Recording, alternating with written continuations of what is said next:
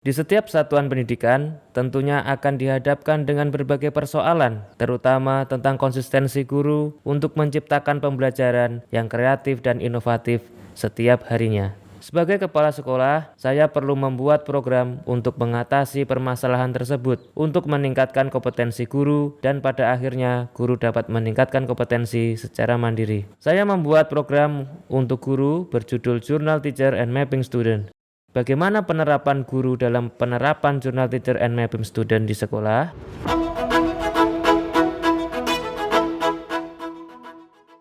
Semangat pagi.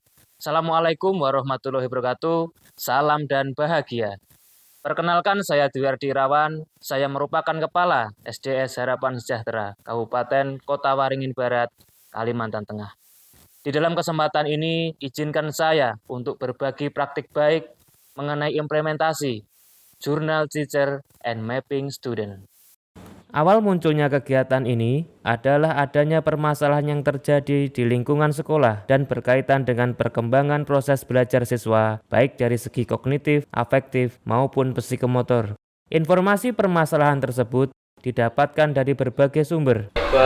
Ini curhat ya, jadi permasalahan yang terjadi di kelas saya itu setiap saya jelaskan itu siswa yang paham itu tidak menyeluruh. Jadi hanya beberapa siswa saja yang paham. Itu kondisi yang terjadi di kelas saya. Dari kelas saya pun juga sebagian besar itu belum paham terkait materi, ya hanya segelintir saja. Seperti dengan kelas 6 dan kelas 5. Kira-kira butuh solusi seperti apa? Ibu, terima kasih atas informasinya. Berarti dari setiap kelas permasalahannya hampir sama. Mungkin dari Bapak Ibu ada masukan perihal masalah ini? Diagnostik dulu, asesmen diagnostik yang gaya belajar anak, Pak. Kita bisa memanfaatkan lingkungan yang ada di sekolah karena pemikiran pemahaman anak itu kan berbeda ya, barangkali mereka jenuh ataupun ada lingkungan yang istilahnya bisa membuat stres, sehingga perlu adanya pendidikan yang memanfaat lingkungan sekolah biar mereka itu pikirannya lebih terbuka dan lebih fresh, mungkin itu. Kayaknya pembelajaran menyenangkan juga perlu, Pak. Contohnya ya kita ajak anak-anak belajar sambil bermain. Kita kan tahu nih aplikasi Kahoot, Quizizz, anak-anak itu pasti senang. Tinggal kita manfaatkan LabTIK itu. Dari hasil diskusi kita hari ini, kita ada masalah, kemudian kita juga memberikan solusi. Nah, solusi yang mungkin Bapak Ibu sampaikan tadi nanti akan saya tampung, kemudian akan saya diskusikan kepada tim teaching sekolah. Nah, setelah kami diskusikan, nanti akan kami sharekan kembali ke Bapak Ibu. Hasil analisis dan diskusi kita tadi, kita memperoleh beberapa masukan dan pertimbangan dari Bapak Ibu guru yang lain. Salah satunya adalah pendidikan dan pembelajaran yang berfokus pada murid. Ya, betul Pak. Jadi mungkin kedepannya kita perlu membuat atau men-setting pembelajaran di setiap kelas itu pembelajaran yang dapat memanfaatkan lingkungan sebagai sumber belajar, Pak. Jadi kita buat skenario seperti apa biar nanti sekolah kita itu bisa menjadi sumber belajar juga bagi siswa. Itu mungkin. Sebelum ke itu, Pak Pras, kayaknya kita perlu melihat kemampuan awal anak. Ya. Jadi kemampuan awal anak ini untuk mendeteksi anak ini kemampuannya segimana. Nah, supaya lebih menarik juga dalam mengetes kemampuan awal, kita juga bisa menggunakan aplikasi. Ya. Aplikasi Kahoot bisa itu. Itu malah lebih menyenangkan buat anak-anak untuk mengetahui kemampuan awal. Bisa itu. Oke. Hasil dari refleksi permasalahan tersebut, ada beberapa poin yang kami sepakati. Yang pertama, Bapak Ibu guru berkomitmen untuk menghadirkan pembelajaran yang inovatif serta kreatif yang berpihak kepada murid dengan melakukan asesmen. Asesmen ini bertujuan untuk memapping siswa sesuai dengan kebutuhan siswa-siswi tersebut.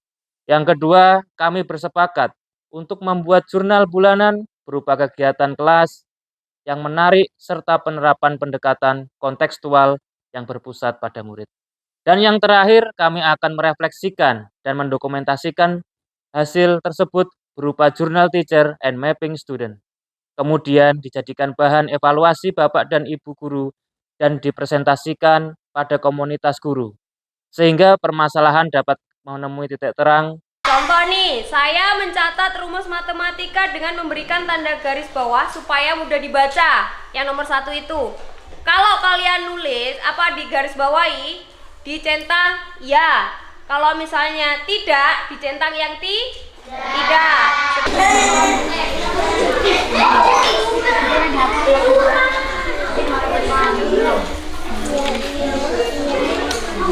Berapa jumlah simetri lipat gambar di bawah ini?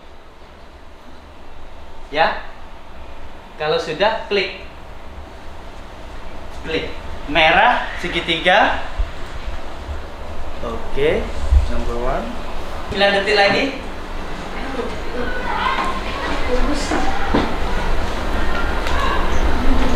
Pak, ini hasil analisa dari kelas saya, analisa gaya belajar di kelas saya. Saya minta solusinya, Pak. Langkah apa yang selanjutnya saya ambil? Baik, Bu Imah bisa membuat media pembelajaran sesuai dengan gaya belajar siswa. Savana memiliki 7 buah apel. Berapa? 1, 2, 3. Falan punya 5. Royan mau beli mangganya Falan 4. Itu 1, 2. Ikatannya dulu. Kita ambil dari ikatannya dulu. Isi tangan seperti ini loh ya. Nah, seperti ini. Nih. Nih, seperti ini coba. Jangan begini, tapi dia seperti Kira-kira rambu-rambu tentang apa? Stop. Berarti yang kedua. Nah, seperti tadi papan ini. P Dilarang parkir. dilarang parkir. Itu rambu yang kedua. Satu Jurnal Teacher and Mapping Student sudah menjadi kegiatan rutin yang terjadwal dengan baik. Berbagai permasalahan pembelajaran dibahas bersama. Ini adalah jurnal saya dalam minggu ini, di mana dalam proses belajar mengajar saya di dalam kelas itu mengimplementasikan cooperative learning, di mana saya menggunakan metode Make a Match, SAS, dan PJBL.